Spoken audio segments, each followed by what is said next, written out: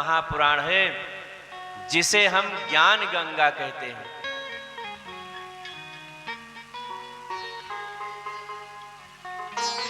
कहा महाराज हमने उसी का जहां से भागवत निकला है मैंने उसी को पिला दिया है, फिर भी ऐसा नहीं हुआ। नारद जी को जब बहुत से उदाहरण दे करके सनकादिक ने समझाया और कहा महाराज जो चतुश्लोकी भागवत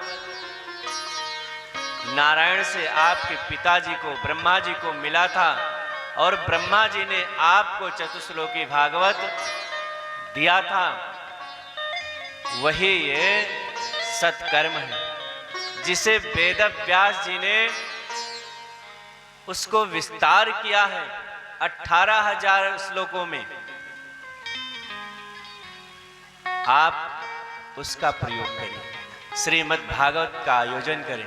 कहां करें महाराज? आप हरिद्वार गंगा किनारे। नारद जी ने सभी को निमंत्रण दिया। नारद जी वहां से बद्रीधाम से हरिद्वार आ गए और हरिद्वार के तट पर बैठ करके भागवत श्रवण करना प्रारंभ किया। अच्छा, हरिद्वार में क्यों सुने?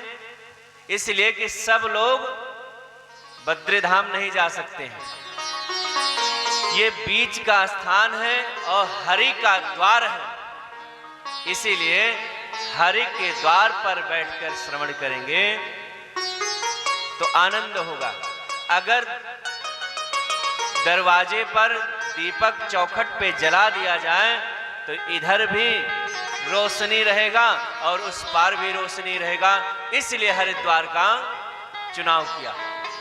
और जितने लोग पहाड़ों पर वैसे हैं, साधु संत तपस्या कर रहे हैं, वो थोड़ा उतर के नीचे चले आएंगे और जितने लोग इधर के हैं वो थोड़ा सा ऊपर आ जाएंगे। हरि के द्वार पर श्रीमद् भागवत महापुराण होगा। सभी ऋषि मुनि वहां पर पहुंचे और भृगु जी को कह दिया कि जाकर के सभी संत को जो नहीं आ रहे हैं उनको भी बुला करके लेकर आओ। तो भृगु जी की ड्यूटी थी कि जितने लोग आते तो ठीक था और जो नहीं आते कोई बहाना करते तो भृगु जी महाराज सबको मना करके फुसला करके कथा के लिए लाते। अगर आप कथा करा रहे हैं तो सबको निमंत्रण दीजिए, बुलाना पड़ता। आज से नहीं, आज से भृगु जी का ड्यूटी लगा कि पूरे लोग को बुला करके श्रीमद् भागवत महापुराण में एकत्रित करें। और भृगु जी को सब लोग वैसे डरते थे कि भगवान के सीने पे पैर मारे, तो कुछ लोग डर से चले आए। सब लोग एकत्रित हुए और यहाँ पर नारद जी महाराज श्रोता बने और वक्ता सनक सनंदन सनत कुमार। भाई सनक सनंदन सनत कुमार हमेशा सत्संग करने की इच्छा से विचरण करते थे और उनको सत्संग करने का अवसर भी प्राप्त हो गया। श्रोता सनकादिक और वक्ता सनकादिक बने और श्रोता हमारे नारद जी।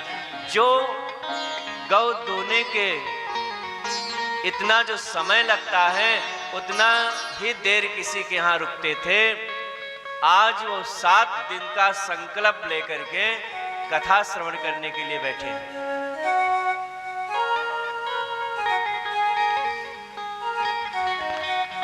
जब कथा प्रारंभ हुआ सब लोग भजन में लीन थे। कहा महाराज ये तो बड़ी अद्भुत बड़ी प्यारी कथा है।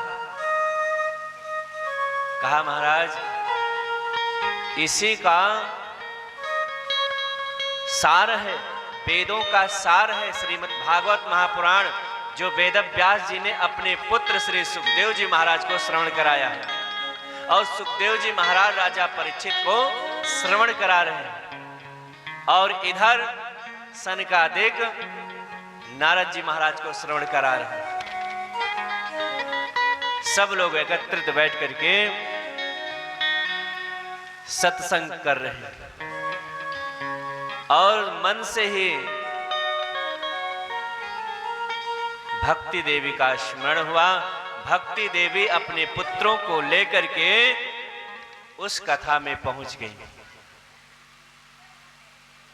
और उस कथा में भक्ति देवी नृत्य करने लगी, भगवान के नामों का उच्चारण करने लगी और पूछा कि सबका तो जगह है, हम कहां पर बैठे। सनकादिक ने कहा आप तो भक्तों के हृदय में निवास करेंगे, जिन भक्तों के हृदय में आप निवास करेंगे गोविंद हमारे उनके आरे पास घूमते रहेंगे। जहां पर भक्ति देवी वहां हमारे कृष्ण कन्हैया माधव गोविंद विराजमान हो जाएंगे। इसलिए आप वैष्णव के हृदय में विराजमान होकर के कथा श्रवण करिए। इसलिए आपको भक्तों के हृदय में बैठना है। भक्ति देवी मैया भगवान का कीर्तन करते हुए, नृत्य करते हुए और भक्तों के हृदय में निवास करने लगी। श्री कृष्ण गोविंद हरे मुरारे, हे नाथ नारायण वासुदेवा। श्री कृष्ण गोविंद हरे मुरारे, हे नाथ नारायण वासुदेवा। श्री कृष्ण गोविंद हरे मुरारे, हे नाथ नारायण वासुदेवा। श्री कृष्ण गोविंद हरे मुरारे, हे नाथ नारायण वासुदेवा। हे नाथ नारायण वासुदेवा, हे नाथ नारायण वासुदेवा। हे नाथ नारायण वासुदेवा, हे नाथ नारायण वासुदेवा। हे नाथ नारायण वासुदेवा, हे नाथ नारायण वासुदेवा। हे नाथ नारायण वासुदेवा, हे नाथ नारायण वासुदेवा। श्री कृष्ण गोविंद हरे मुरारे, हे नाथ नारायण वासुदेवा। श्री कृष्ण गोविंद हरे मुरारे, हे नाथ नारायण वासुदेवा। बोलिए बांके बिहारी लाल की। भक्ति देवी नृत्य करते हुए भक्तों के हृदय में विराजमान हो गई। सभी देवी देवता ताली बजाकर भगवान का स्वागत कर रहे हैं। भक्ति देवी नृत्य कर रहे थे कि बीच में हमारे गोविंद प्रकट हो गए, जय जयकार होने लगा। बोल बांके बिहारी लाल की।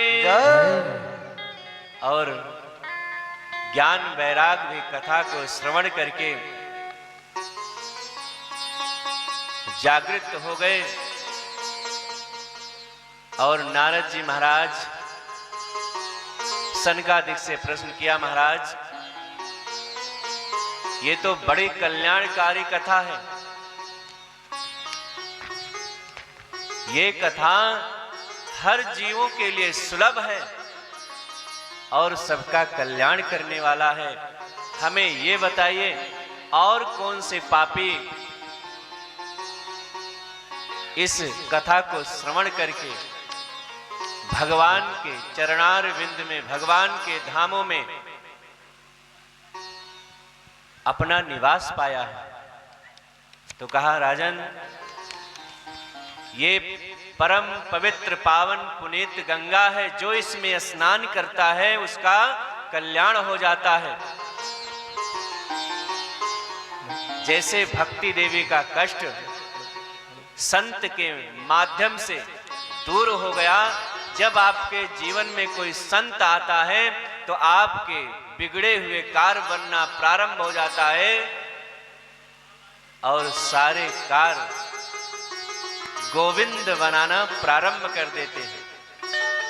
इसीलिए संतों के संग बैठ करके अपने जीने का मार्ग, भगवान से मिलने का मार्ग और संसार से पार जाने के लिए, भव सागर से पार जाने के लिए संतों से सीखना चाहिए। इसीलिए संत लोग कहते हैं, अरे संतन के संग लाग रे तेरे अच्छे बनेंगे। संतन के संग लाग रे तेरे अच्छे बनेंगे। संतन के संग लाग रे तेरे अच्छे बनेंगे। अच्छे बनेगी तेरी किस्मत जगेगी। अच्छी बनेगी तेरी किस्मत जगेगी। होए तेरो बड़ भाग रे तेरे अच्छे बनेंगे। संतन के संग लाग रे तेरी अच्छी बनेगी। अरे वो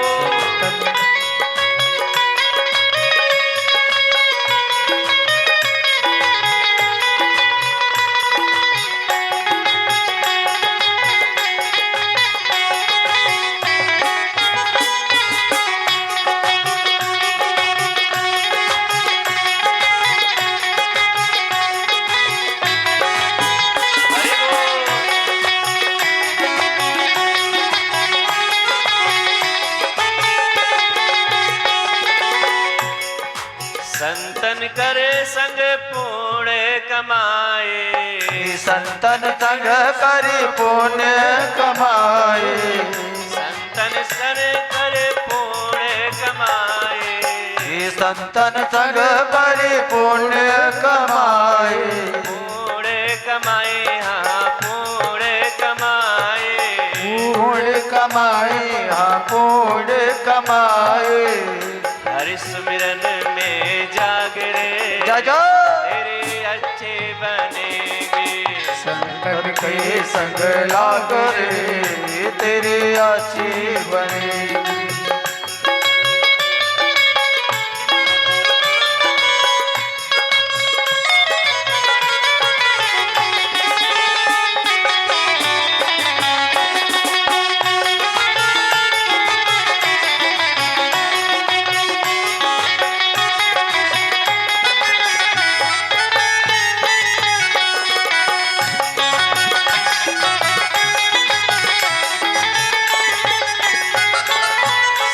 पास अगर आप जाते हैं तो पहले आपके गुणों को देखते हैं।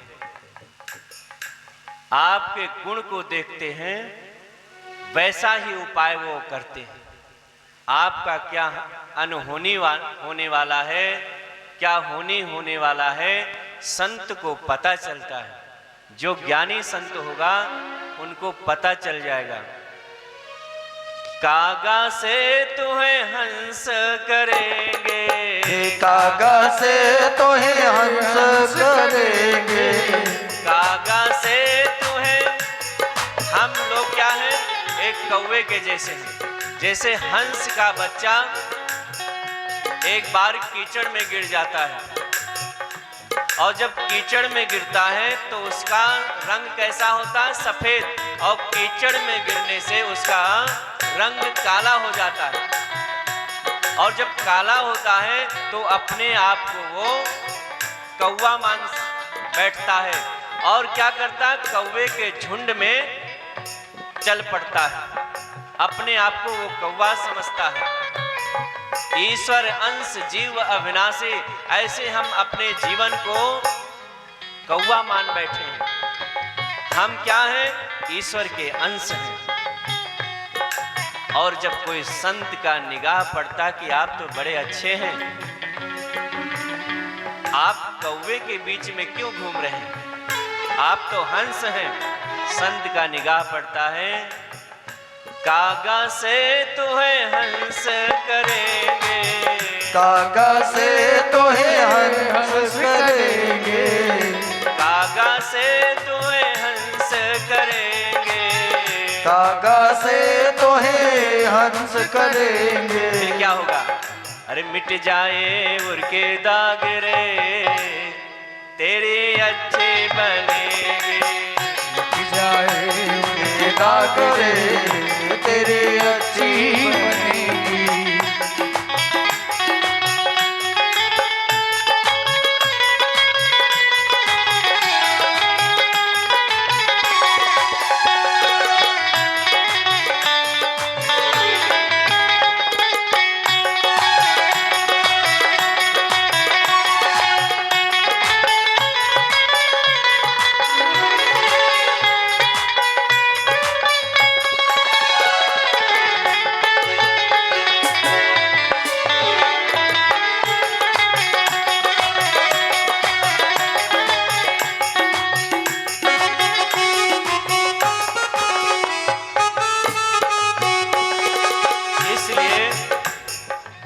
संतों का चरण ग्रहण करना चाहिए।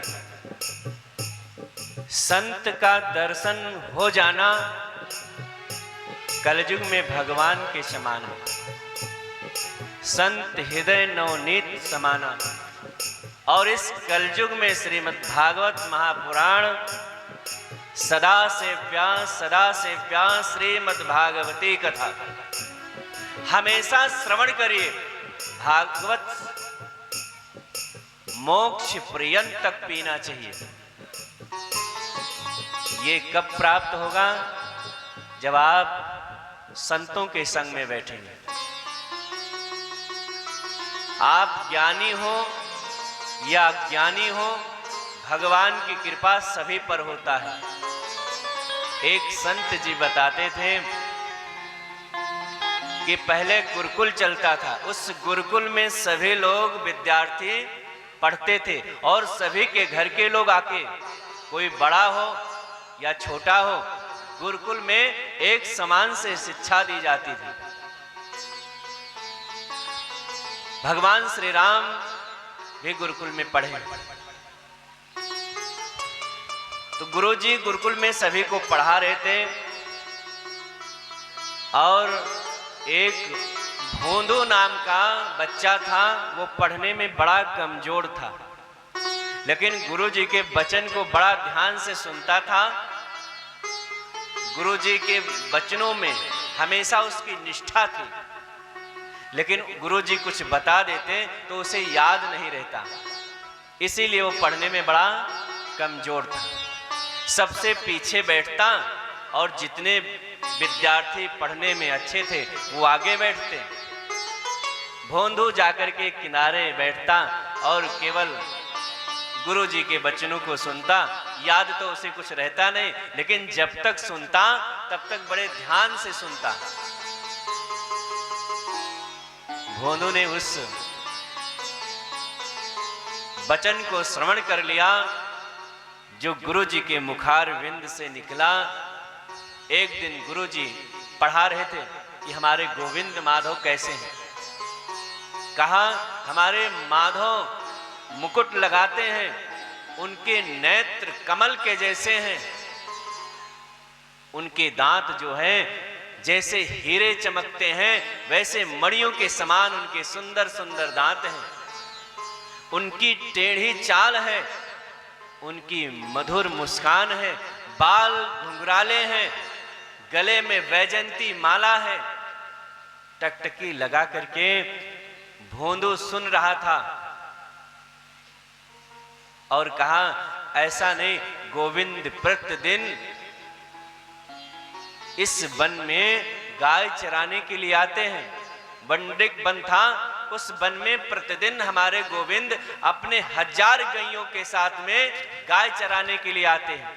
भोंदू समझ रहा था, श्रवण कर रहा था, सोचा हम भी गाय चराते हैं। वो मन में अपने विचार कर रहा था कि कभी तो मुझे दिखाई नहीं दिया,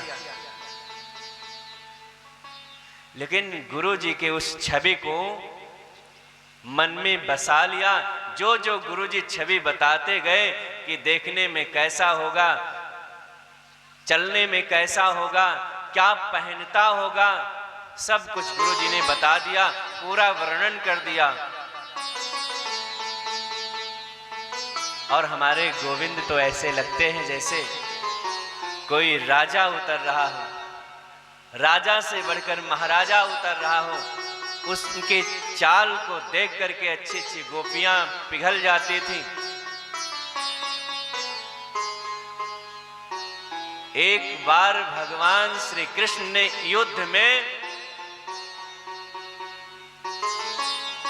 अस्त्र उठाया, संकल्प लिए थे कि हम अस्त्र नहीं उठाएंगे, लेकिन भगवान ने जब युद्ध में अपने भक्त को बचाने के लिए अस्त्र उठा लिया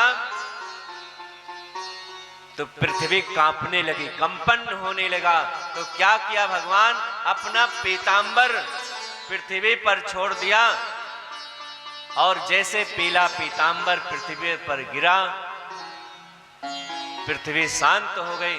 तो भगवान किसी को पीतांबर से शांति प्रदान करते हैं, किसी को मुस्कुरा करके शांति प्रदान करते हैं, मन को मोह लेते हैं, किसी को अपनी छवि दिखा करके मन को मोहित कर लेते हैं। ऐसे छवि को सुनकर भोंदू ने गाय को लेकर वन की तरफ चल दिया। भांडिक वन था, भांडिक वन में भोंदू अपने गाय को चराने के लिए निकल पड़ा। अब उसके दृष्टि में भगवान की छवि विराजमान हो गई। कहीं पेड़ के नीचे बैठ करके भगवान को देखता, कहीं पहाड़ों से भगवान को देखता, कहीं जंगलों में चला जाता कि हमारे गोविंद कहीं छिपे तो नहीं है। गुरु जी ने तो यही बताया था कि प्रतिदिन हमारे भगवान आते हैं गाय चराने के लिए। उनके छोटे छोटे पैर हैं और जब वो चलते हैं तो उनके चलने से चंदन की महक निकलती है। तो चारों तरफ भोंदू देखता, बड़ा सीधा था, गुरु जी के वचनों को याद करता और भगवान को ढूंढता। कुछ देर बीत गए, उदास होकर एक पत्थर पर बैठ गया और रोने लगा। जब तुम यहीं रहते हो तो मुझे दिखाई क्यों नहीं देते हो? हमारे गुरुजी बताते हैं कि प्रतिदिन वो गाय चराने आता है, लेकिन मैंने कभी आपको देखा नहीं। हमें भी लगता है कि तुम कहीं ना कहीं छिपे हो। और जब भोंदू का प्रेम देखा कि हमारे लिए कितना ये व्याकुल है, तो भगवान बांके बिहारी अपने 1000 गैयों के साथ में भोंदू की तरफ आ रहे थे। गुरु जी ने बताया था कि वो गौओं के बीच में चलता है। तो टुकटुकी लगा करके हमारे भोंदू जी देखते हैं कि हमारे कन्हैया, चारों तरफ गाय चलती है, बीच में कन्हैया है और गैयों के गलबैया बना करके चल रहे हैं और चंदन की सुगंध भी आ रही है। लगता है कि पक्का यही जिसको मेरी निगाहें ढूंढ रही हैं वो आज मेरे सामने है। लेकिन भोंदू को बोलना आ नहीं रहा, इसलिए कुछ पड़े थे नहीं कि मैं कैसे स्तुति करूं, कैसे बताऊं, बस केवल देखते जा रहे हैं। भोंदू के पास धीरे धीरे कन्हैया आकर के जाकर के सामने बैठ गए। कहा, अरे भोंदू क्या कर रहे हो, तुम्हारा क्या नाम है? भोंदू भगवान को देख करके अपना नाम भी भूल गए। अरे तेनू क्या नाम है? भोंदू कुछ बोल नहीं पा रहे हैं, केवल भगवान को निहार रहे हैं कि कौन है। जो गुरुजी ने बताया था आज हमारे सामने प्रत्यक्ष है। कहे थे कि उनका नयन कमल के पंखुड़ियों के समान है, उनके सुंदर सुंदर दांत हैं, चमकीले दांत हैं, उनकी मुस्कुराहट बड़ी अजीब है। और ये तो पीतांबरधारी हैं, छोटे छोटे चरण हैं इनके। पक्का है कि ये हमारे कन्हैया ही हैं। भोंदू से कहते तुम क्या देख रहे हो? भोंदू की निगाह हट नहीं रही है। कहा गुरुजी ने बताया था कि ये कन्हैया जहां पर तुम गाय चराते हो वो आज भी आता है। मैं कब से आपको ढूंढ रहा हूं, तुम मेरा मित्र बनोगे? भगवान ने कहा क्यों नहीं बनेंगे, आपका तो मित्र बनने के लिए हम यहां पर आए हैं और आप तो मुझे बड़े प्यारे लग रहे हो। भोंदू दूर बैठा था, भगवान कृष्ण उनके गले में डाल करके हाथ बैठ गए और कहा भोंदू तुमने कुछ लाए हैं खाने के लिए? मुझे तो भूख बहुत जोर से आई है। तो भोंदू के पास में एक रुमाल थी, उस रुमाल में रोटी लपेट कर लाए थे। एक मिर्चा था और थोड़ा सा गुड़ और एक रोटी। कहा हम तो आज यही लेकर आए। कन्हैया के सामने खोल कर रखा तो कन्हैया ने आधी रोटी अपना खा गए और आधी रोटी भोंदू को खिला दी। आज से कन्हैया की मृत्यु हो गई। जाकर के गुरुजी को बताया। गुरुजी किसी विद्यार्थी पे भरोसा न करते, लेकिन आज जो भोंदू बता रहे हैं अपने गुरुजी को, उस पर उनको विश्वास हो रहा है कि भोंदू को तो पढ़ना लिखना आता नहीं है, लेकिन आज इसके बताते अनुसार इसके वचनों में हमें विश्वास हो रहा है कि ये किसी न किसी को दर्शन करके आया है। भोंदू ने क्या किया, आज जब गाय चराने के लिए निकले तो घर में जितनी सामग्री थी, फल फूल मिष्ठान, एक टोकरी में भर लिया और गाय के साथ चलने लगे। तो उनके शिष्य जाकर गुरुजी से शिकायत किया, गुरुजी आज भोंदू तो सारा सामग्री रसोई का लेकर जा रहा है जंगल की तरफ। गुरुजी आकर के रोके और गुरुजी को पूरा वृत्तांत बताया। गुरुजी को विश्वास हुआ। गुरुजी ने कहा अगर तुम्हारे बताने अनुसार जो आपके साथ घटना घटी है, अगर वो आया होगा तो उससे कहना कि एक बार हमारे गुरुजी से मिल लो। कहा गुरुजी आज पहली बार आपने कोई काम मुझे बताया है। इतना दिन हो गया, सब लोग मुझे एकदम स्कूल के जितने विद्यार्थी थे सब थर्ड क्वालिटी के समझते थे, कभी हमको कुछ समझा ही नहीं, एकदम मूर्ख समझते थे। आज गुरुजी ने कोई बात कह दिया है तो उसको हम जरूर मानेंगे, वो कार्य जरूर पूर्ण करेंगे, कोई कार्य हो या ना हो, लेकिन आज ये कार्य होगा जरूर। सारी टोकरी की सामग्री लेकर जंगल में पहुंचे। उधर से कन्हैया आए और इधर से भोंदू पत्थर पर बैठ करके बात कर रहे हैं, रोटी गुड़ खा रहे हैं, फल खा रहे हैं। और जब कन्हैया ने पूछा भोंदू तुम कितने दिन से मेरा इंतजार कर रहे हो? कहा मैं तो कुछ जानता नहीं हूं कन्हैया, जब से हमारे गुरुजी ने बताया कि हमारे जंगल में गौ चराने के लिए हमारे कन्हैया आते हैं, आपके स्वरूप का वर्णन किया, उस स्वरूप को हम ढूंढना प्रारंभ कर दिया। इसलिए हम ही गाय चराने आते थे और ये वन मेरा है, इसलिए कि इस वन के निकट हमारे गुरुजी का स्थान है। कन्हैया ने कहा भोंदू तुम बड़े कृपालु लगते हो, बड़े दयालु हो। अरे कन्हैया ये सब तो कहने की बात है, हम कुछ पढ़ना लिखना आता नहीं है, केवल गाय चराते हैं। कन्हैया क्या तुम मुझसे दोस्ती करोगे? कन्हैया ने कहा क्यों नहीं करेंगे, तुम तो हमारे मन को मोह लिए हो, अब हम आपके बिना नहीं रह सकते। दोनों लोग की मृत्युता हो गई। और जैसे मित्रता हुई, भोनू ने प्रश्न कर लिया कि ये बताओ, जो मैं कहूंगा वो तुम करोगे?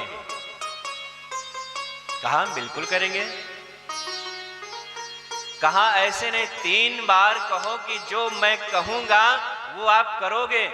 भगवान ने कहा हाँ हाँ करूंगा करूंगा करूंगा, तुम बोल तो सही, तुम तो मुझे बहुत प्यारे लग रहे हो। तो कहा एक काम करना है, हमारे गुरु जी ने कहा है कि आज हमारे साथ तुम मेरे आश्रम चलोगे गुरु जी से मिलना। कहा देखो, हम आपसे मित्रता किए हैं, आपके गुरु जी से नहीं। कहा बस हो गई आपकी मित्रता?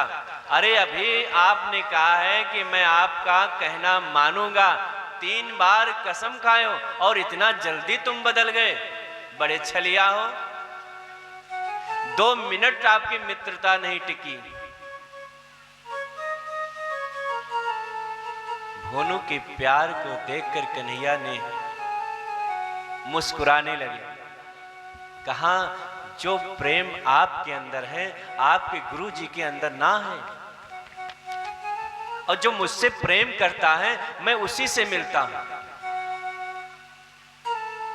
कहा गुरु जी ने हमको इतनी बड़ी बात बता दी, इसलिए भोनू को पता था कि गुरु जी से प्रतिदिन कन्हैया जी मिलते हैं और विद्यार्थियों से कन्हैया जी प्रतिदिन मिलते हैं। बस मैं ही एक छोरा था जिससे कन्हैया कभी नहीं मिले हैं। उनके मन में तो ये था, लेकिन जब कन्हैया जी बताने लगे कि प्रेम तो आपके अंदर है भोनू, आपके गुरु जी के अंदर नहीं है, इसलिए मैं उनको दर्शन नहीं दे सकता हूं। कहा ऐसी क्या बात है, आप तो मेरे मित्र हो, हमारे साथ चल सकते हो। कहा कन्हैया ने जवाब दिया कि भोनू मैं आज नहीं जा सकता हूं। कहा ठीक है, नहीं जाओगे सब कुछ छोड़ करके। भोनू गुस्सा में निकल पड़े तो भगवान पीछे से आवाज लगाते हैं, अरे भोनू सुनो तो सही। भोनू घूम करके देखते हैं तो भगवान श्री कृष्ण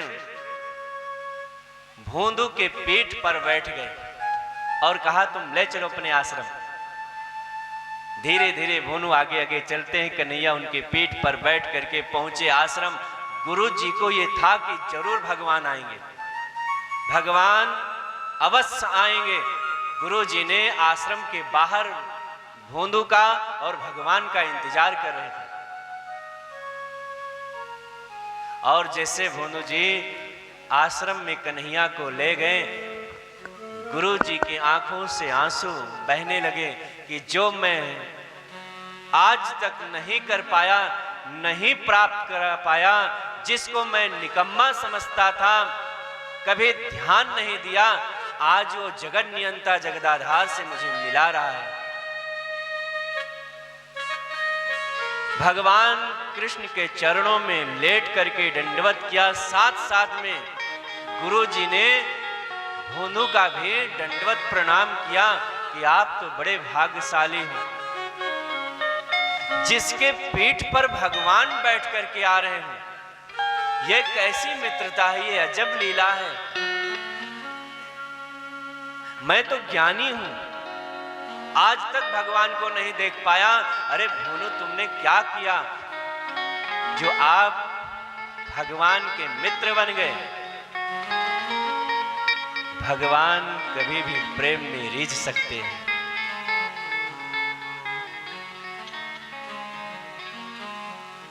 इसीलिए ये नहीं समझना चाहिए कि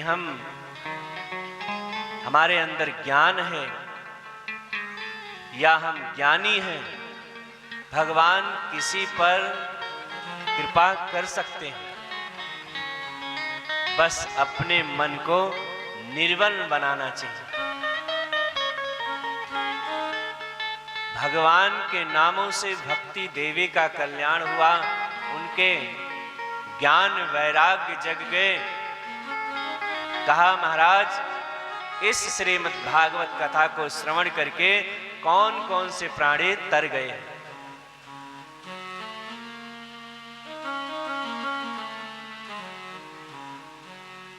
कहा एक ब्राह्मण है जिनका नाम आत्मदेव पंडित है, बड़े विद्वान हैं, बड़े कुशल हैं।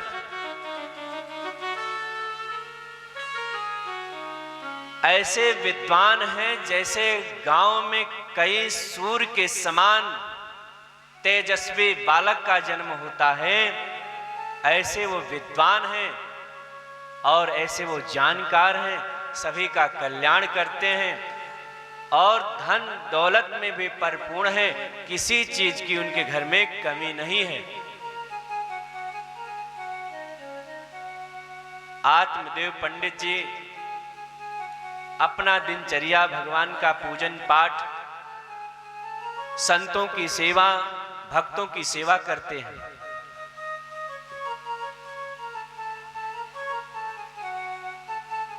और उनका गांव कहां है? तुंगभद्रा नदी के तट पे उनका गांव बसा हुआ है।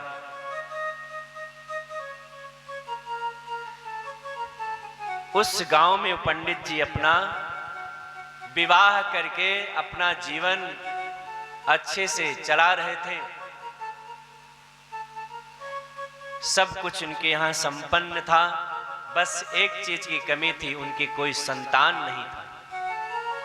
संतान की उनके अंदर इच्छा जागृत हुई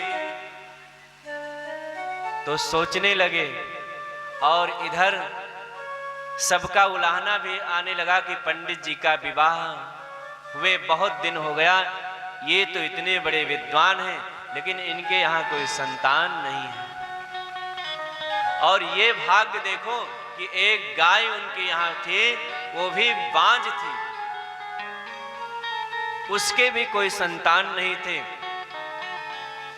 घर पे एक तुलसी का बिरवा था, एक पौधा था, वो भी सूख गया था। आत्मदेव जी ने इस बात को सोचकर बड़े चिंतित हुए। यहां तक लोग कहने लगे कि निपुत का मुख कभी नहीं देखना चाहिए। उनके अंदर गलानी हुई, मन में विचार करने लगे। एक दिन भिक्षा के लिए जब बाहर निकले तो एक सरोवर था। उस सरोवर के पास में बैठ करके चिंतन कर रहे थे कि हम करें तो करें क्या। मैं विद्वान हूं, भगवान का दिया हुआ सब कुछ है, लेकिन एक पुत्र नहीं है।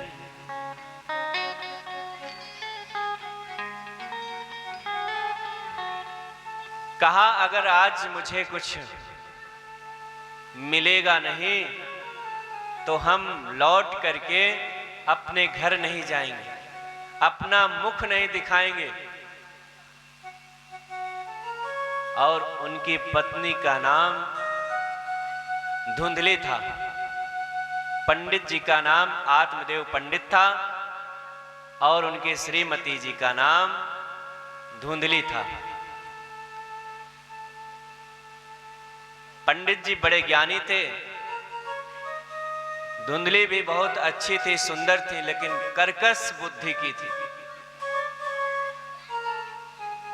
आज आत्मदेव जी मनन कर रहे हैं कि अगर मुझे कुछ प्राप्त नहीं हुआ तो हम अपने गांव नहीं जाएंगे वापस।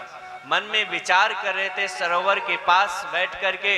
इतने में एक साधु वहां से गुजर रहे थे, आ रहे थे, तो देखा कि एक अच्छा मनुष्य मस्तक पर चंदन लगाए, गले में कंठी, तो कोई भगवान का भक्त होगा, चलो इससे हम कुछ वार्ता करते हैं, इसके पास कोई कष्ट होगा उसका निवारण करेंगे, भगवान से मिलने का कोई इच्छा होगी तो वो मार्ग बताएंगे।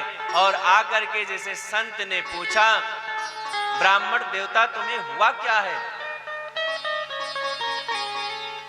तो कहा महाराज हम अपने दुख का कारण जब बताएंगे जब आप देने का समर्थ रखो तब। अरे बताओ तो, आपको वो मार्ग जरूर हम बताएंगे। कहा महाराज अगर मुझे आप वचन दीजिए तो मैं आपको बताऊं, और नहीं तो आप अपना रास्ता देखिए। मैं मरने के लिए आया हूं।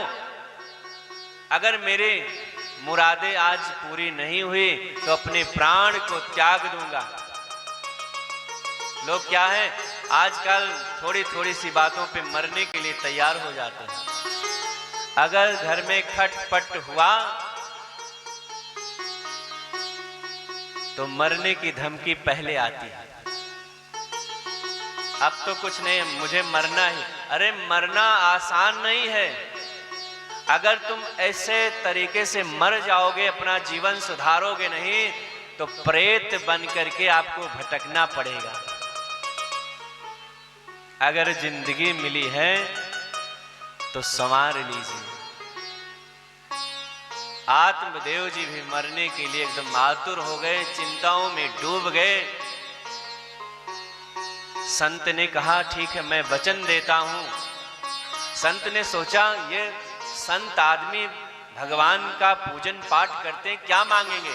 धन दौलत तो इनके पास होगा ही, बहुत बड़ाई होगा, तो ये भगवान का भजन करने का, भगवान की साधना करने का कोई मार्ग मांगे तो हम अवश्य बताएंगे। ये मन में सोच करके वचन दे दिया कि जो आप मांगोगे पंडित जी, मैं अवश्य आपको प्रदान करूंगा। कहा मुझे एक ही इच्छा है कि मुझे पुत्र चाहिए। संत जी बड़े चिंतित हो गए और उनके मस्तक पर देखा तो 7 जन्म तक उनके पुत्र होने को लिखा ही नहीं था। कहा महाराज आपको तो पुत्र लिखा ही नहीं है। आत्मदेव जी ने कहा महाराज आपसे पहले बोला था कि आपकी बस की बात नहीं है।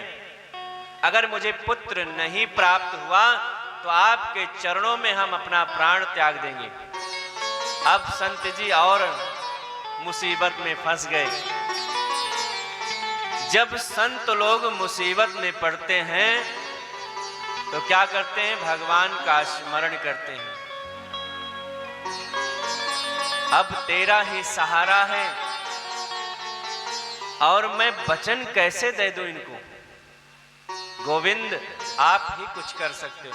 भगवान का नाम स्मरण किया और अपने झोली से एक फल निकाल करके दे दिया, ले जाओ अपने पत्नी को खिला देना, पुत्र ही होगा। इसलिए संत को विश्वास था कि भगवान संत का वचन कभी खाली नहीं जाने देते। मंत्र जाप मम दृढ़ विश्वासा, भगवान के प्रति इतना विश्वास था। भगवान का जो मंत्र जाप करते थे उस पर इतना विश्वास था कि कभी निष्फल नहीं होगा। आत्मदेव जी वो फल पा करके लाए, अपने पत्नी को दिया, कहा कि इस फल को खा लेना, संत जी ने प्रसाद दिया है।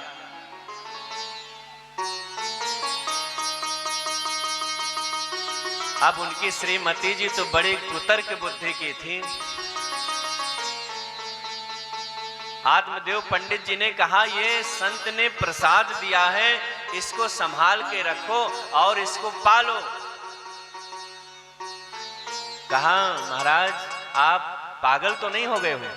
कहा नहीं, मैं पागल नहीं हूं, संत का वचन है कभी मिथ्या नहीं जाता है। कैसे? कहा राजा दशरथ जी को एक संत ने कहा था कि जाओ आपके 4 पुत्र होगा, और 4 ही पुत्र हुए थे, इसलिए हमें संत पर विश्वास है। लेकिन जो कुबुद्धि होती है, जो कुतर्क की कैंची चलाती हैं, उसका कोई मतलब ही नहीं है। चाहे जैसा आप बात उनको बताओ उस पे उनको कटाक्ष करना ही है। किसी तरीके से उनको समझाए। कहा देखो आप प्रसाद लाए हो, आप कहते हो तो हम पा लेंगे, लेकिन अभी नहीं पाना है। अभी हम कुछ कार्यों में व्यस्त हैं, कार्य हो जाएगा उसके बाद हम प्रसाद पा लेंगे। इतने में उनके पड़ोसन आ गई।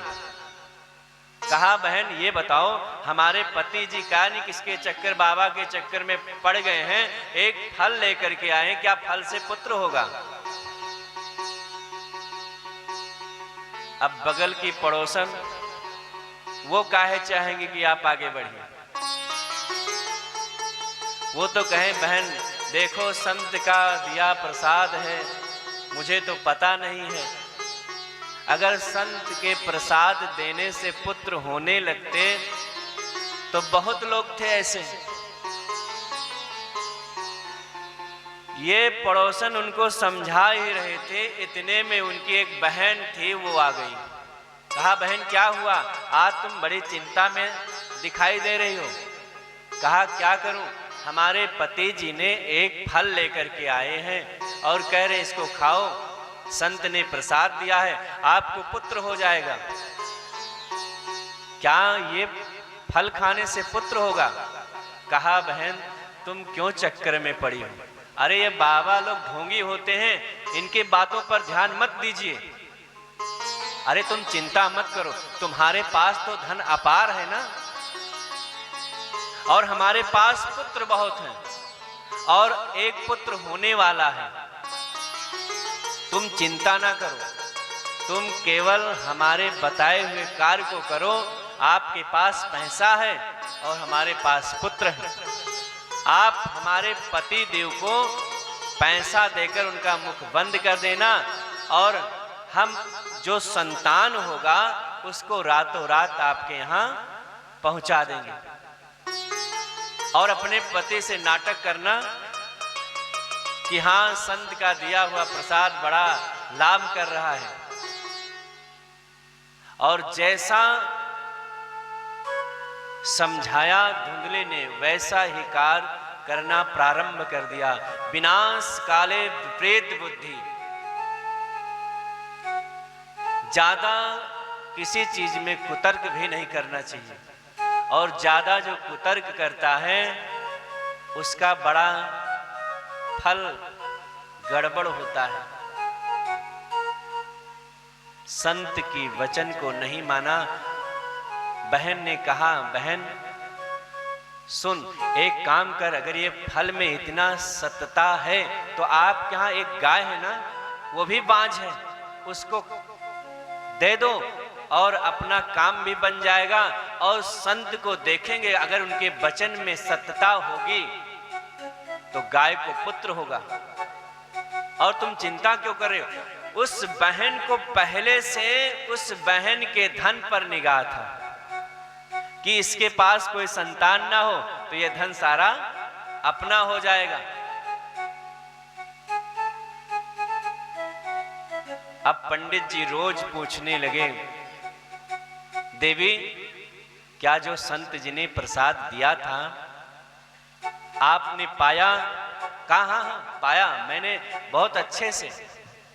तो कुछ फायदा हुआ? हाँ बड़ा फायदा हो रहा है। ऐसे 9 महीने तक किसी तरीके से बीतता गया और आत्मदेव जी पूछते रहे, भगवान का भजन करते रहे। बड़े शांत स्वभाव के थे, बड़े दयालु थे, वो कुतर्क में नहीं पड़ते थे। और इधर देवी जी परेशान थी कि हमको बहन पुत्र देगी। और एक दिन ऐसा आया कि बहन ने रातों रात ला करके पुत्र को दिया। आत्मदेव जी को जाकर बताएं कि आज मुझे पुत्र हुआ है। आत्मदेव जी बड़े खुशी हुए, ब्राह्मणों को बुला करके वेद मंत्र का उच्चारण कराया। उसके बाद नामकरण की बारी आई तो आत्मदेव जी महाराज ने अपने पत्रा से विचार करके इनका नाम रखना चाहा। इतने में देवी जी ने कहा, देखो 9 महीने तक अपने गर्भ में हम रखे हैं, दर्द हमने सहा है, तो अपने हिसाब से मैं इनका नाम रखूंगी। तो आत्मदेव जी महाराज बड़े सीधे थे। कहा, देवी ठीक है, तुम अपने जैसा रख लो, मेरा नाम धुंधली है तो हमारे पुत्र का नाम धुंधकारी होगा। धुंधकारी नाम पड़ गया और कुछ दिन के बाद गाय को भी पुत्र हो गया। अब गांव के लोग कहने लगे, अरे भगवान देते हैं तो छप्पर फाड़ के देते हैं। जहां आत्मदेव जी पंडित जी के यहां कोई संतान नहीं था, आज घर में भी संतान और एक बांझ गाय थी, उसने भी संतान पैदा किया है। ये भगवान की कृपा देखो। अच्छा पड़ोसी, अगर आप ज्यादा जल शंकर जी को चढ़ाने लगो, पूजा पाठ करने लगो, तो क्या कहते हैं, बड़ी भक्तिन बनी है, बड़ा पूजा पाठ कर रही है। और आप नास्तिक बन जाओ, पूजा पाठ ना करो, अरे भैया तो बड़े नास्तिक हैं। आप आस्तिक रहोगे तो दिक्कत, नास्तिक बनोगे तो दिक्कत। ये संसार आपको सीधा चलने नहीं देगा। किसी के पास सब कुछ है तो जलती है ये दुनिया, किसी के पास कुछ ना हो तो हंसती है ये दुनिया। आपके पास अपार संपत्ति है तो कहेंगे भैया कहीं लूट लाए। आप गरीब हैं, अरे तो बड़ा भिखारी है, खाने के लिए अन्न घर में नहीं है। तो ये संसार आपको जीने नहीं देगा। आप अमीर बन जाएंगे तो दिक्कत, आप गरीब बन जाएंगे तो दिक्कत। आज गांव वाले कह रहे, वाह पंडित जी के यहां तो भगवान की विशेष कृपा हो गई। तो पंडित जी ने कहा, देवी आपके पुत्र हुआ तो आप अपने हिसाब से नाम रखा, आज गौ माता को पुत्र हुआ है, हम अपने हिसाब से नाम रखेंगे। धुंधली ने कहा, ठीक है पंडित जी, तुम आप जैसा करना चाहते हैं वैसा कर लो, मुझे किसी चीज की मतलब नहीं है, हमारा तो पुत्र है। पंडित जी ने, वो बच्चे का जन्म हुआ था गाय से, तो उसका नाम गोकर्ण रख दिया। कुछ दिन के बाद दोनों बच्चे पढ़ने लगे और पढ़ते पढ़ते गोकर्ण विद्वान हुए। गोकर्ण पंडितो ज्ञानी और धुंधकारी महाखला। उसका मन जुआ में लगने लगा, पढ़ाई छोड़ करके जुआ खेलने लगा, पैसा बर्बाद करने लगा। माँ के पास एक पुत्र, तो माँ ने सोचा सब कुछ धन तो इसी का है। माँ के मन में ये आया होगा कि कहीं जो गाय से पुत्र हुआ है आधा हिस्सा वो ना ले ले। तो ये पुत्र जो मांगता गया, माँ देती गई, इसका लालसा बढ़ने लगा। अब क्या किया, बड़ा बड़ा जुआ खेलना शुरू प्रारंभ कर दिया, शेयर मार्केट में पैसा लगाने लगा। अब बाहर जाता, सभी के साथ में मदिरा पान करता और रोज मां से पैसा लेकर जाता।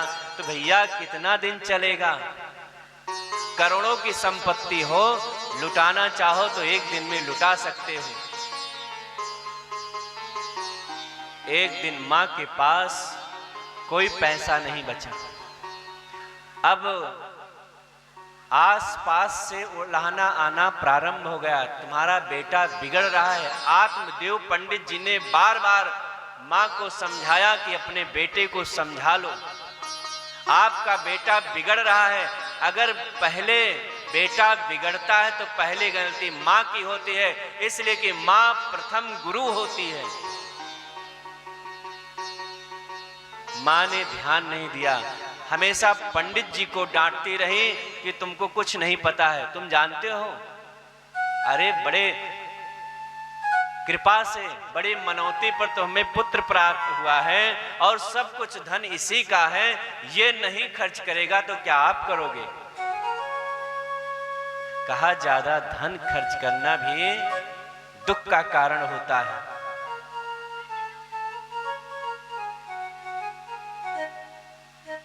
आप ज्यादा धन खर्च करोगे तो दुख आना प्रारंभ हो जाएगा। इसीलिए सीमित रहो, भगवान में विश्वास रखो। जय विधि राखे राम, ताए विधि रहिए। मुख में हो राम नाम, हाथ भगवान की सेवा अपने हाथों से करते रहो, आपकी जिंदगी यूं ही गुजर जाएगी। आत्मदेव पंडित जी ने समझाया, लेकिन धुंधली नहीं मानी, अपनी कुतर्क की कैंची चलाती रही। एक दिन ऐसा आया कि धन तो खत्म हो गया, अब माँ जो गहना पहने थे उसको बेचना प्रारंभ कर दिया। अब धुंधकारी वैश्यावृत्ति करने लगा। अभी तक दारू पीता था, मांस खाता था, अब क्या वैश्यावृत्ति करना प्रारंभ कर दिया। जब माँ से सारा धन ले जाकर के लुटा दिया बाहर, अब माँ के पास कोई धन नहीं बचा, तो अब चोरी करना शुरू किया। पहले छोटी चोरी शुरू किया, फिर बड़ी चोरी शुरू किया, उसके बाद बड़े बड़े राजा महाराजा के यहाँ चोरी करना प्रारंभ किया। और घर में क्या किया, 5 वेश्याओं को रख लिया।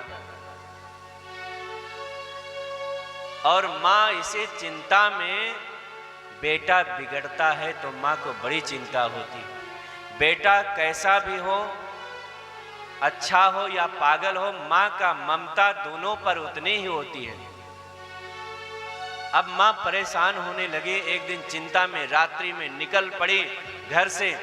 सामने कुआं था, उसी कुआं में गिर करके उनका प्राण निकल गया। बोलिए भागवत भगवान के जय। अब ये अकेला बचा। पंडित जी इससे दूर रहने लगे, इसलिए पंडित जी का बात सुनता नहीं था। ऊपर से मारने का धमकी देता। अब ये अपने मन से रहने लगा। 5-5 वेश्याएं घर में रहने लगी। वेश्याओं ने सोचा, धुंधकारी तो बड़ा धन लाता है घर में। 5 वेश्याओं ने विचार किया, ये किसी न किसी दिन तो पकड़ा जाएगा, और जब ये पकड़ा जाएगा तो हम लोग भी साथ में जाएंगे।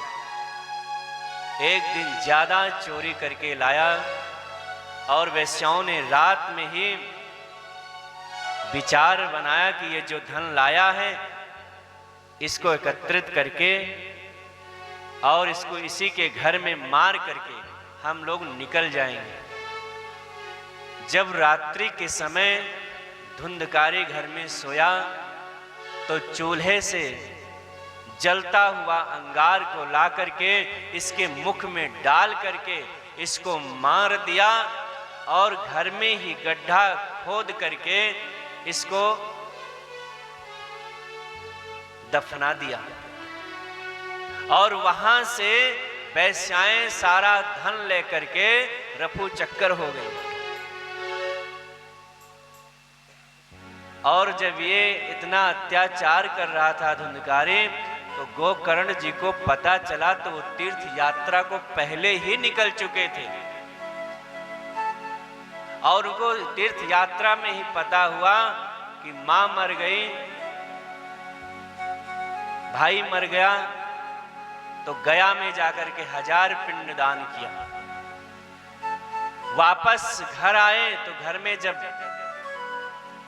बिस्तर लगा करके शाम के समय सोया, तो रात्रि में उनको बड़े बड़े भयानक सपने आने लगे। कभी ये भैंसा बन जाता, कभी कुछ बन जाता, और जोर जोर से चिल्लाने लगा। जब गोकर्ण जी ने देखा और चौंक करके उठे, कहा तुम कौन हो? कहा हमें नहीं पहचाने आप, आपका मैं भ्राता हूं। अच्छा, आपकी मुक्ति नहीं हुई? कहा हमारा मुक्ति ऐसे नहीं हो सकता है महाराज, हमारी मुक्ति ऐसे नहीं हो सकती है। मैं छोटा पापी नहीं हूं, मैं बहुत बड़ा पापी हूं। जब आदमी का प्राण निकल जाता, प्रेत योनि में भटकता है, उसको गलतियों का एहसास होना प्रारंभ हो जाता है कि हमने कौन कौन सी गलती किया है।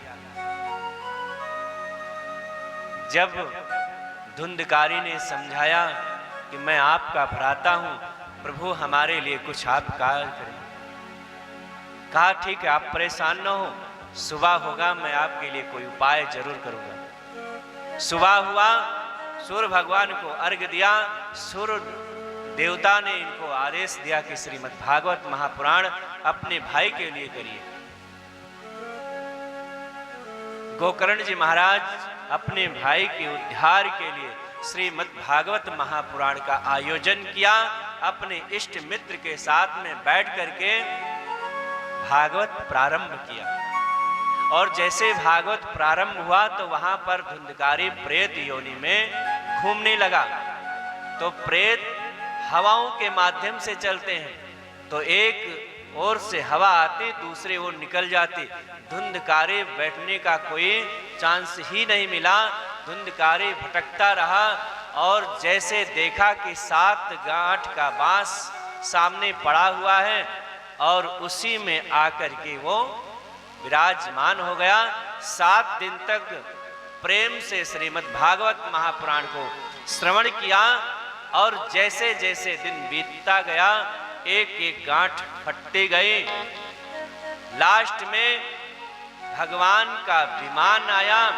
धुंधकारी का सुंदर शरीर वनमाला से सुशोभित तुलसी पहन करके उस रथ पर जैसे बैठा तो गोकर्ण जी ने कहा, महाराज यहां तो कथा सभी लोग सुने हैं, लेकिन विमान तो एक के लिए आया है, ऐसा भेद क्यों है?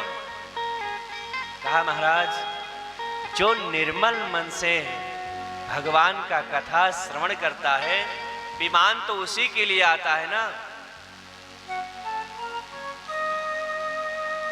धुंधकारी को दर्द था, धुंधकारी को पता था, तो उसने श्रद्धा भक्ति से 7 दिन तक बैठ करके श्रीमद् भागवत महापुराण श्रवण किया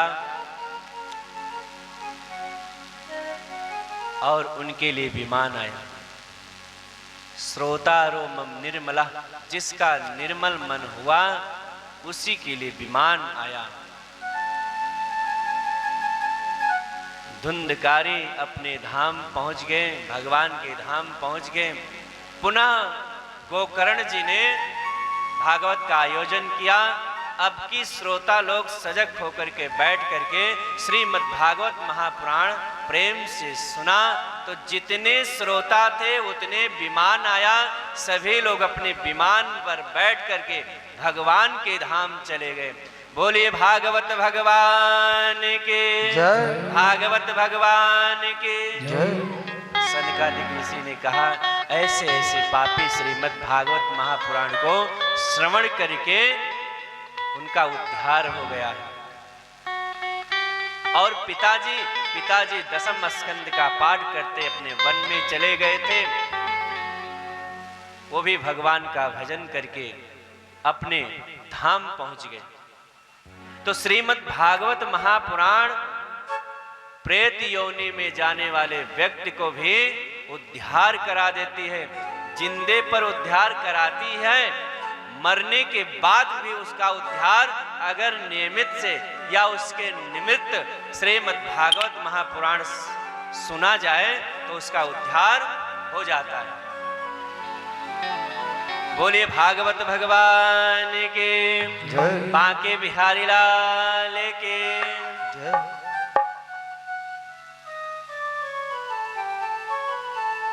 समय हो रहा है।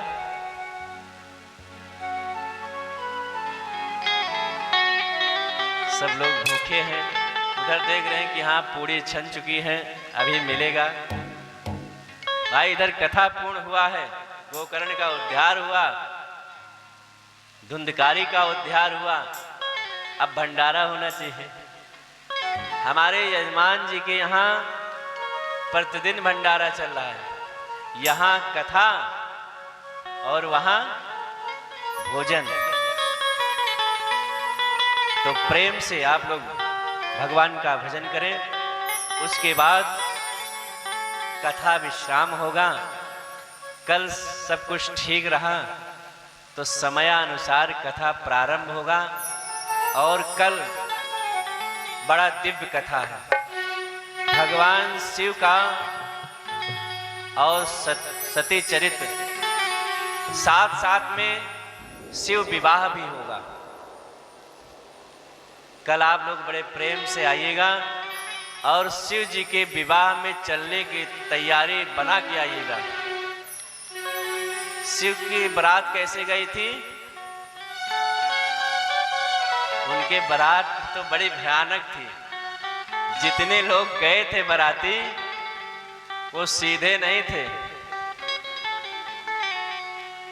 तो हम लोग बड़े धूमधाम से शिव विवाह का उत्सव मनाएंगे, सती और शिव का चरित्र श्रवण करेंगे और कल भागवत का नियम बताया जाएगा कि भागवत को कैसे श्रवण किया जाता है, कैसे सुनना चाहिए, कौन सा विधान है, कैसे सुनेंगे कौन सी फल की प्राप्ति हो। वैसे तो भागवत यम यम चिंतेते कामम, जिस जिस कामना की चिंतन करोगे अवश्य प्राप्त कराती है। बोली भागवत भगवान के। हो नैनों में चले आओ,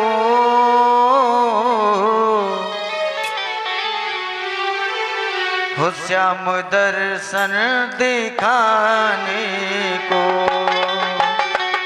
नैनों में चले आओ, श्याम दर्शन दिखाने को। नैनों में चले आओ, नैनों में चले आओ, नैनों में चले आओ, श्याम दर्शन दिखाने को। नैनों में चले आओ, श्याम दर्शन दिखाने को।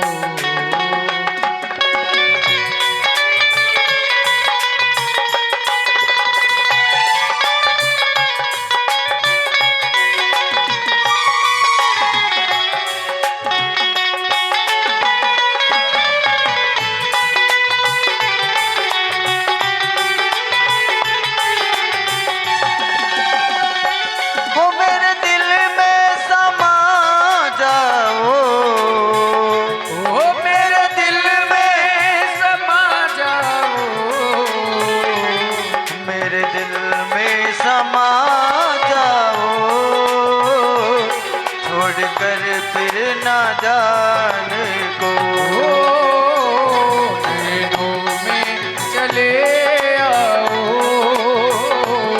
श्याम दर्शन दिखाने को।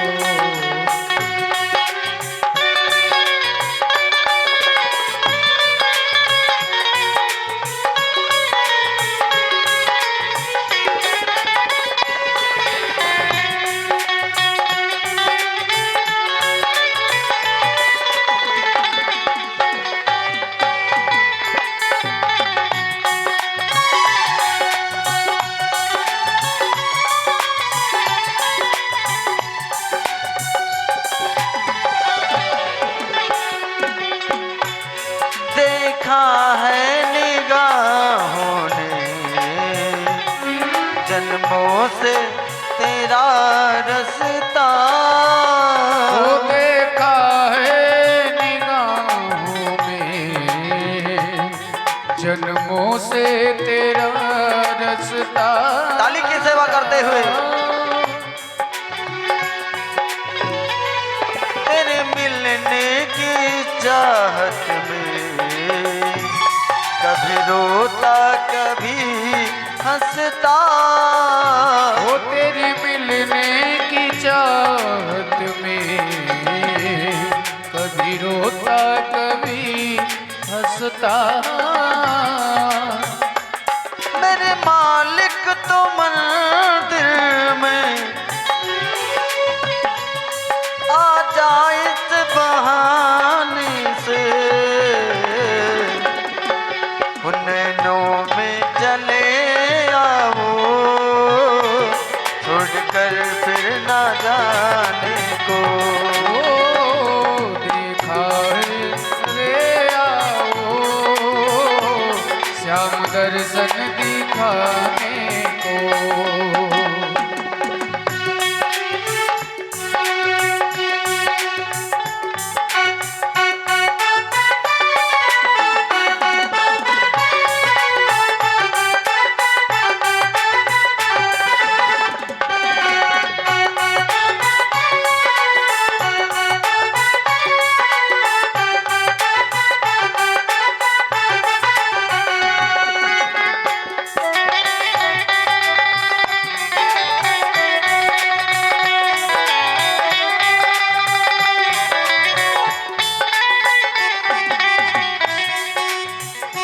मिल जाते अगर मोहन मेरी इस जिंदगानी में, वो मिल जाते अगर मोहन मेरी इस जिंदगानी में, मेरा जीवन सफल होता, मेरी जीवन सफल होता।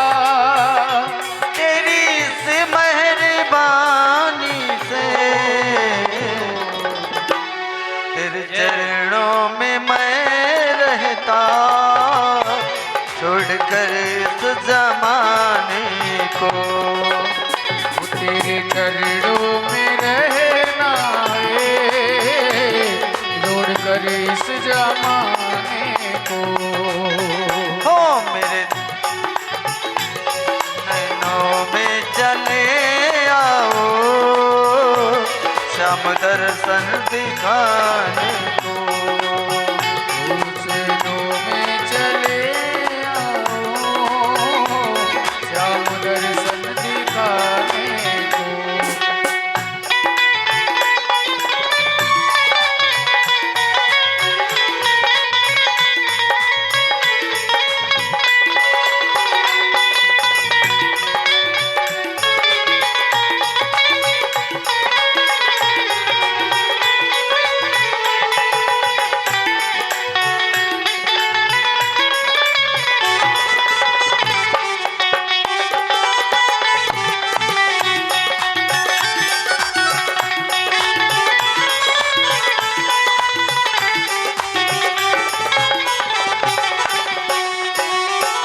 हो मेरे दिल में समा जाओ, ओ मेरे दिल में समा जाओ, हो मेरे दिल में समा जाओ, ओ मेरे दिल में समा जाओ।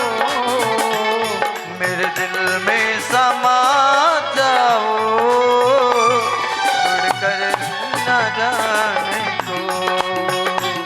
नैनों में समा जाओ श्याम दर्शन दिखाने को। मेरे दिल में समा जाओ, छोड़कर फिर न जाने को। चले आओ श्याम दर्शन दिखाने को। श्याम दर्शन दिखाने को। श्याम दर्शन दिखाने को। श्याम दर्शन श्याम दिखाने। दर्शन दिखा।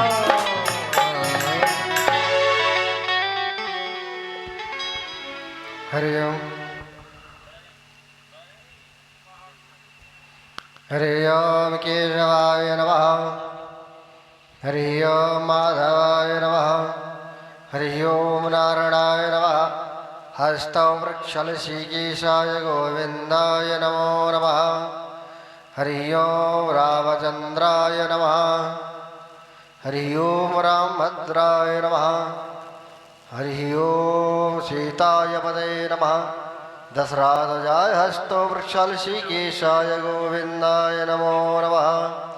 ओम पवित्रो वा सर्वावस्थाङ्गतो विवा या स्मरेत पुण्डरीकाक्षंसावयभ्यन्तराशुचि ओं पावित्रे स्थौ वैष्णव्यो सावित्रिपः प्रशमतुमरा वज्रेण पवित्रेण सूर्यस्य स्वभी तस्ते पवित्रपदे पवित्रकमा पुणे तथ्येयम् ओम एदगं अभि प्रियनरां मे यस्तु दशवीरगुं सर्वगणगुं स्वस्ति आत्मसानि प्रियासानि पशुसानि लोकधान्यभयसानि अग्निं प्रजां बाहुलां मे करस्त्वन्वां पयोरितुष्मा सुधात्वां चन्द्रमा मनसो जगज्जगोः सूर्यो वजायत श्रोत्राद्वायुष प्राणश मुखादग्निरजायत मैं बसा कर तेरी मूर्ति उतारो मैं गिरधर तेरी आरती मन में बसा कर तेरी मूर्ति उतारूं मैं रघुवर तेरी आरती मन में बसा कर तेरी मूर्ति उतारो मैं गिरधर तेरी आरती मन में बसा कर तेरी मूर्ति उतारूं मैं गिरधर तेरी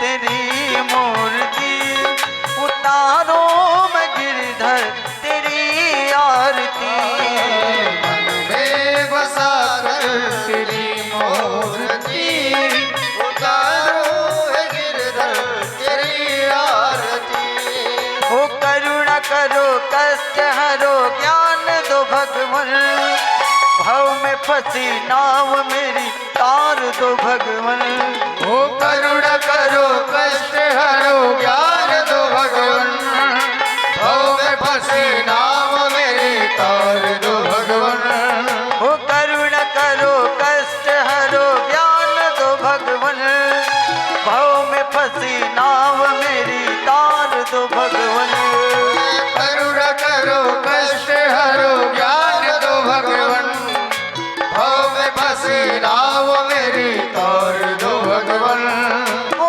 दर्द की दवा तुम्हारे पास है दर्द की दवा तुम्हारे पास है जिंदगी दया की है भीख मांगती मन में बसा कर तेरी मूर्ति उतारो गिरधर तेरी आरती मन में बसा कर तेरी मूर्ति उतारो मैं गिरधर तेरी आरती मन में बसा कर तेरी मूर्ति उतारो मैं गिरधर तेरी आरती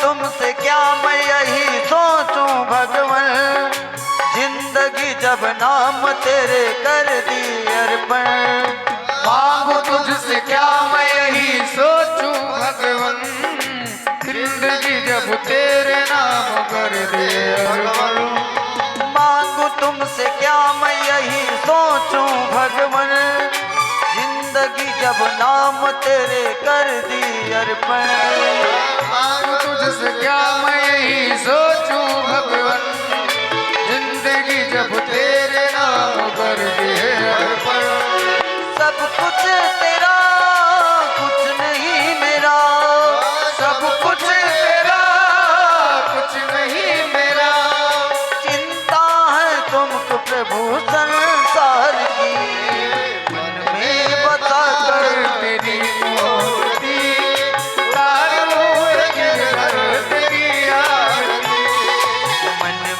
बता कर तेरी आरती उतारो मैं गिरधर तेरी आरती मन में बसा कर तेरी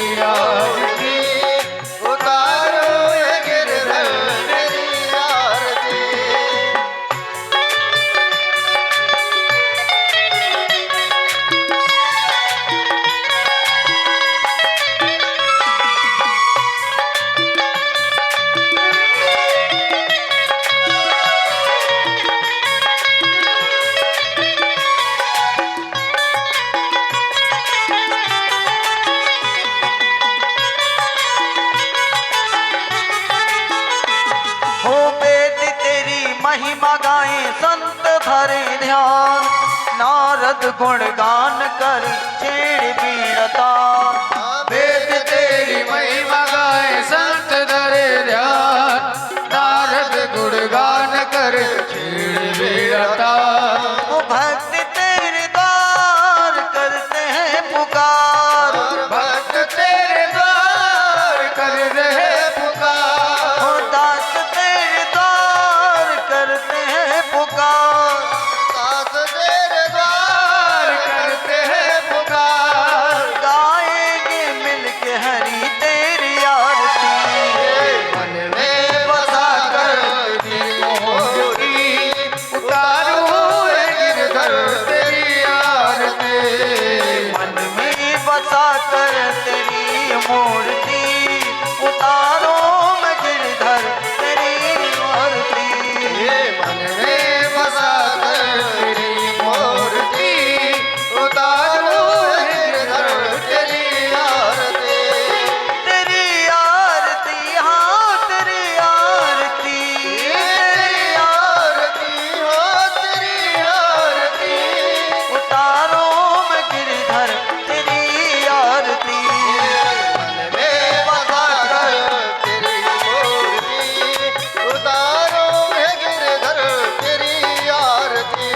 उतारो मैं गिरधर तेरी आरती, उतारो है गिरधर तेरी आरती।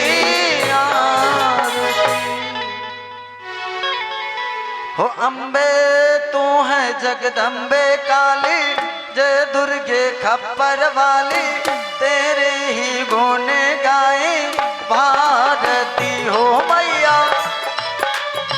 अरे तेरी आरती हो मैया, हम सब उतारे तेरी आरती।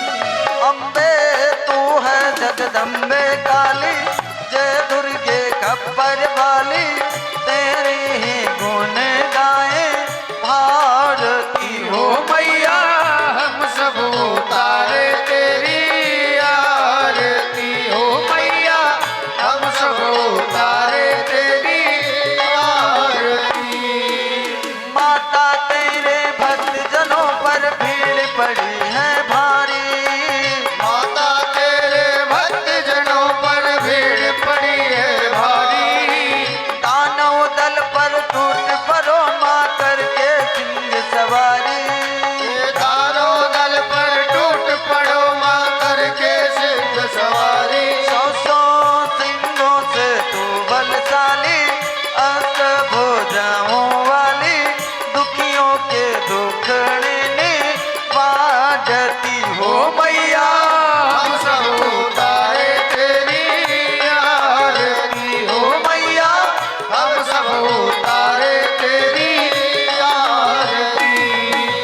माँ बेटे का है इस जग में बड़ा ही निर्मल नाता, बेटे का है इस जग में बड़ा है निर्मल नाता। पूत कपूत सुने हैं परिणाम, माता सुनी कुमाता। पोत कपूत सुने हैं परना, माता सुने कुमाता। सब पर करुणा बरसाने वाली, अमृत बरसाने वाली, दुखियों के दुखड़े भारती हो मैया। हम सब उतारे तेरी आरती हो मैया, हम सब उतारे तेरी आरती। अम्बे तू है जगदम्बे काली, जय दुर्गे खप्पर वाली, तेरे ही गुण गाए भारती हो मैया। हम सब उतारे तेरी आरती। नहीं मांगते धन और दौलत, ना चांदी ना सोना, नहीं मांगते धन और दौलत, ना चांदी ना सोना।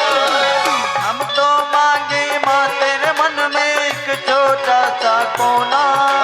हम तो मांगे माँ तेरे मन का एक छोटा सा कोना। सबकी बिगड़ी बनाने वाली, लाज बचाने वाली, सतियों के सत्य को संवारती हो मैया। हम सब उतारे तेरी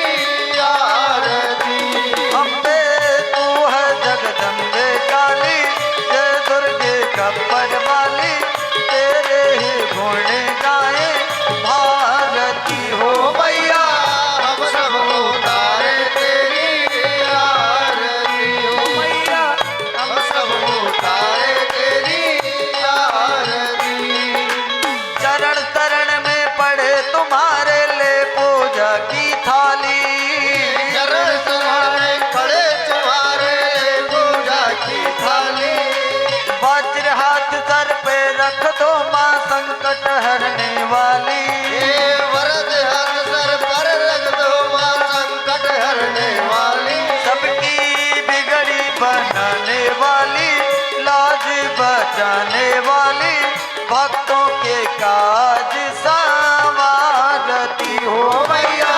हम सब उतारे तेरी आरती। ओ मैया हम सब उतारे तेरी आरती हो ओ मैया हम सब उतारे तेरी आरती।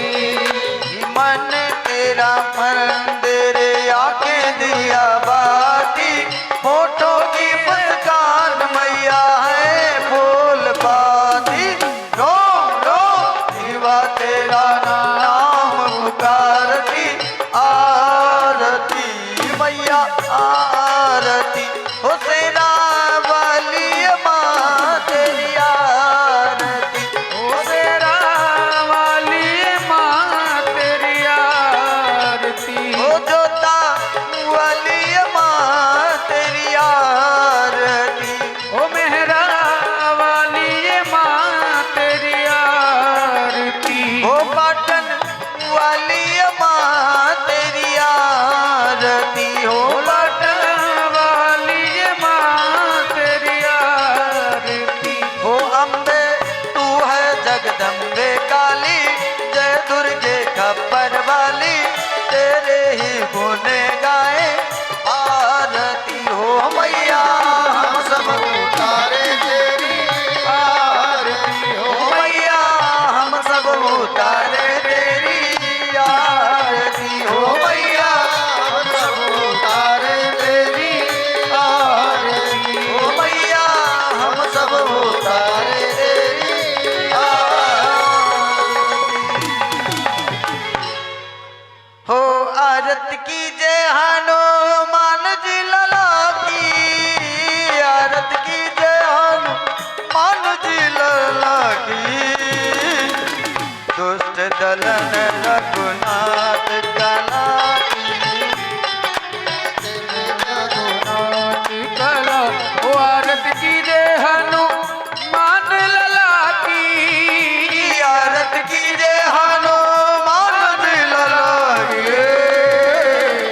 दुष्ट दलन रघुनाथ कला की, दुष्ट दलन रघुनाथ कला की। जाके बल से गिरवर कापे, रोक दो तो जाके निकट न धापे।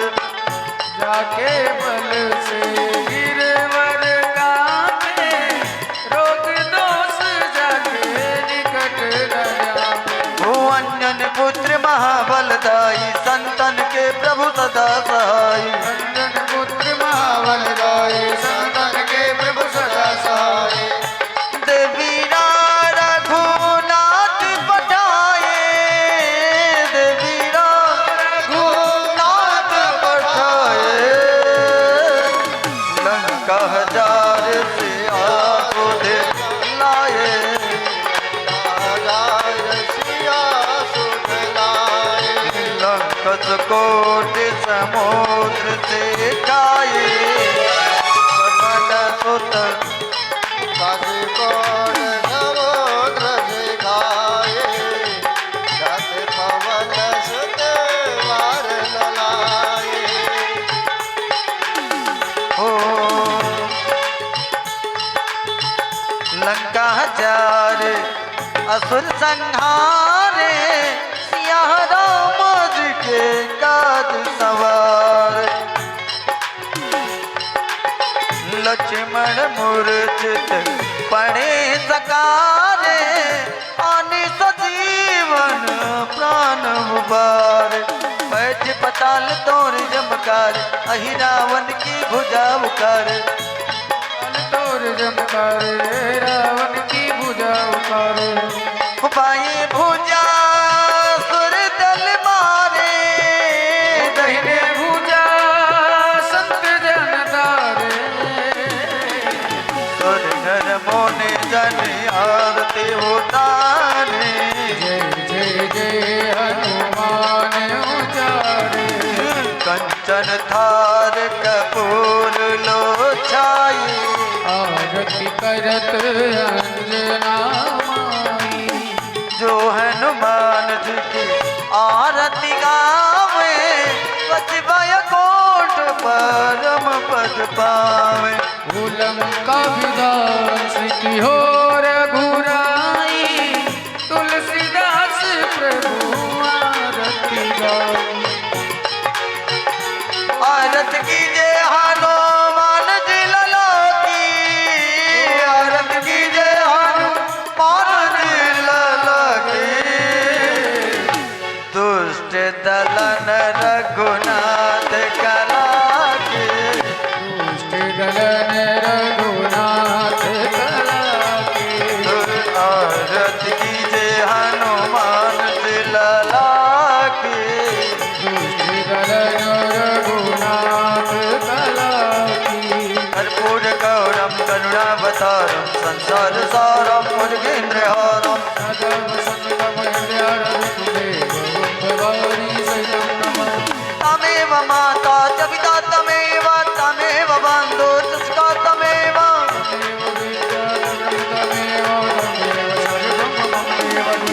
नीलाम्बुजग श्यामल कोमलांगं सीता समारोपितवक्षः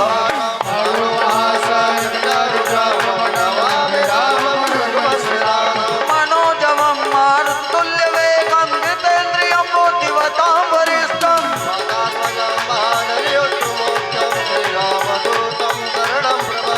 श्रीरामदूतं शरणं प्रपद्ये श्रीरामदूतं शरणं